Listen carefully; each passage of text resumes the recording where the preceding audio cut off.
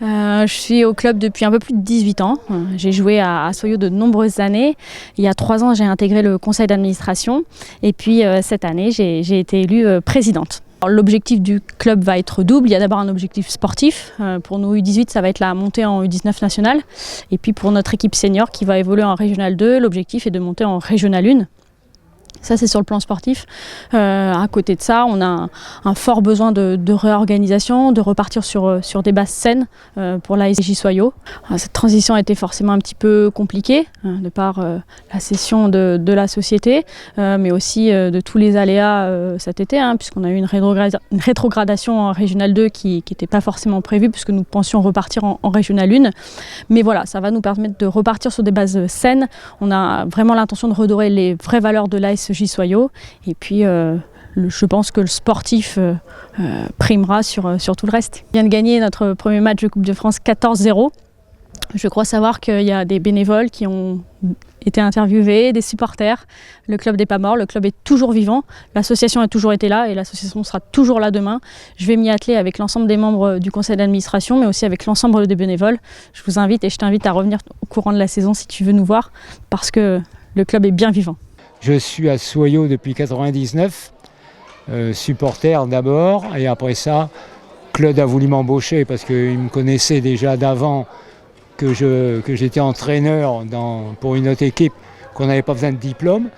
Et depuis ce temps-là, je suis resté toujours à Soyo en tant que bénévole, un vrai bénévole, disons, voilà.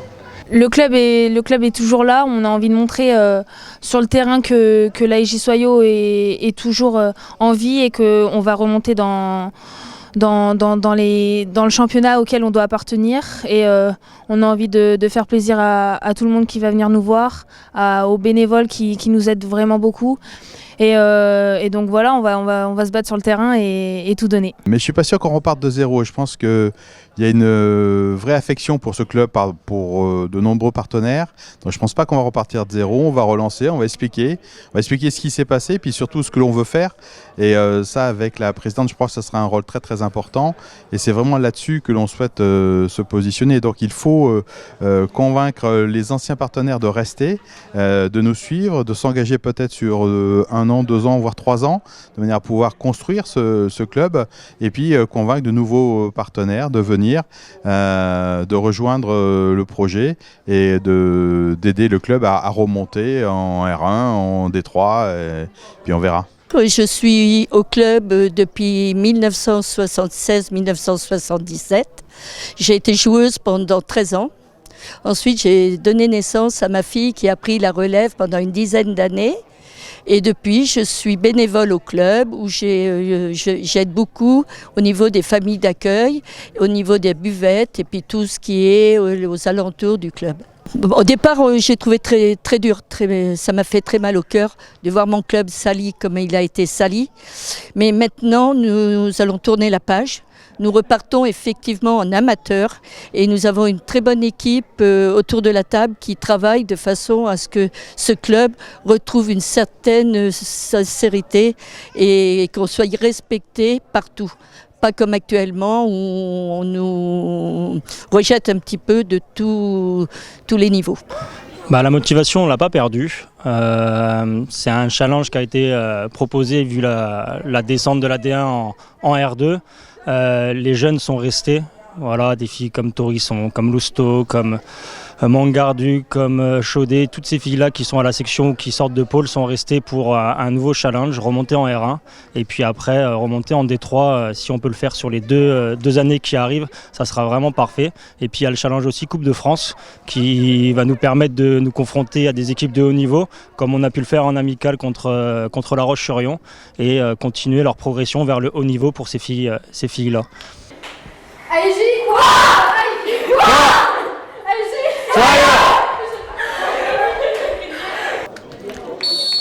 La SJ Soyo reçoit Saint-Palais Sport Foot 4 pour le premier tour de la Coupe de France. C'est les Sogel-Diciennes qui ouvrent rapidement le score sur cette frappe à la 5e minute par l'intermédiaire d'Héloïse Fouscave. À la 10e minute, c'est au tour de Sian Corion de marquer le deuxième but sur ce ballon relâché par la gardienne adverse. C'est un coup franc bien placé aux abords des 18 mètres que se charge Héloïse Foscave pour inscrire son doublé et permettre aux siens de mener 3-0. Saint-Palais Sport Foot a l'occasion d'ouvrir le score, mais la frappe sera sans danger pour la gardienne sojaldicienne avant que l'arbitre de la rencontre siffle la fin de cette première mi-temps avec un net avantage de 3-0 pour l'AEJ Soyaux.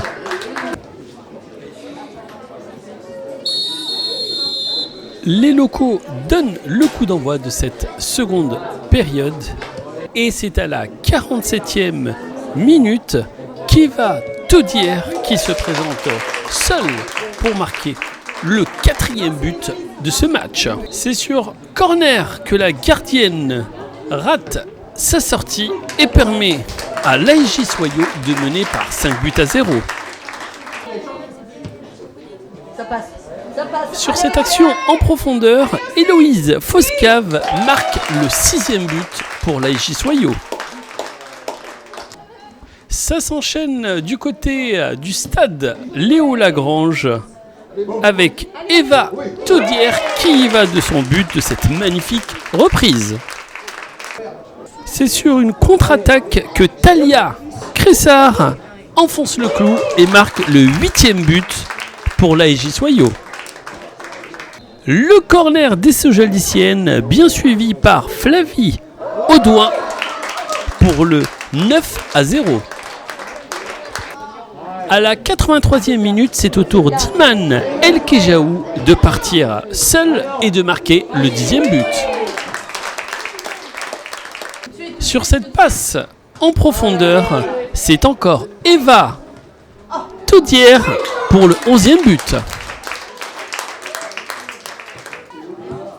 C'est sur cette magnifique frappe enroulée du pied droit qu'Héloïse Foscave marque le 12e but de cette rencontre. À la 89e minute, Talia Cressard prend à contre-pied la gardienne adverse pour inscrire le 13e but. C'est dans les arrêts de jeu, après avoir bien suivi l'action, c'est encore Eva Taudière qui marque le 14e but de cette rencontre avant que l'arbitre siffle la fin du match avec une nette qualification des Sojaldiciennes pour le second tour de la Coupe de France. Oui, le but pour nous, l'objectif c'est d'aller le plus loin possible en Coupe de France. Donc oui, c'est sûr, repartir sur une bonne victoire comme ça, c'est que du positif et ça nous donne confiance pour la suite. Quand on a appris voilà, déjà qu'on redescendait en R2, ça a été un peu compliqué. Mais voilà, on rebondit vite, on a une équipe très jeune qui a envie de jouer en haut niveau. Donc c'est important, il y a un gros potentiel. Donc forcément, on a beaucoup d'ambition et pour ça va être très facile de repartir pour jouer en haut niveau après.